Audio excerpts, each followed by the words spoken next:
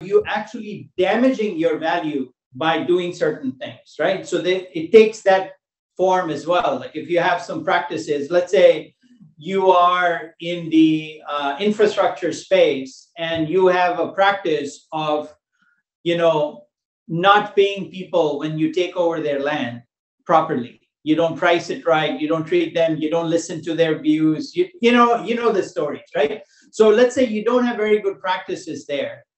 That's directly detrimental to you, right? So this is a defensive play where you say, oh, I can't afford to do that because I'm going to start losing contracts and I'm going to start losing business because I'm getting a reputation as a company that gets into trouble with these issues, right?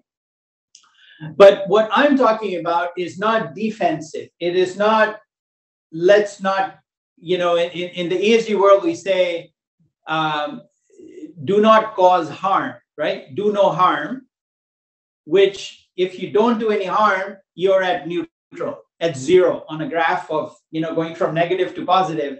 Zero is do no harm. But most of ESG now is to the right of that zero.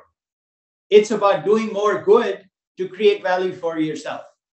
So if you look at apparel companies, for example, all of the apparel companies are out there basically knowing that if they have a scandalous news coming out about some sweatshops in some emerging developing country where their products were being produced, people boycott the products, people boycott the brands. And we saw that in the, 2020, 2021, quite a bit, especially in 2020 with like Aunt Jemima. And I know there are quite a few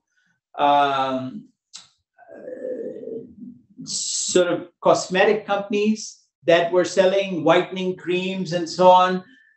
They had to take write-downs on their brand valuation because people really hate being associated with such brands. So there's that. And then you have, companies that say, I have the most sustainable, like I'll give you an example. I don't know if you have this in India yet or not, but I'm sure you do.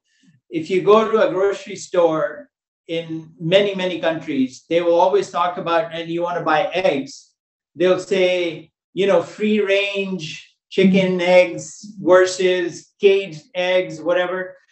What do you think that is? And you look at the pricing, the price is higher for the free range, right?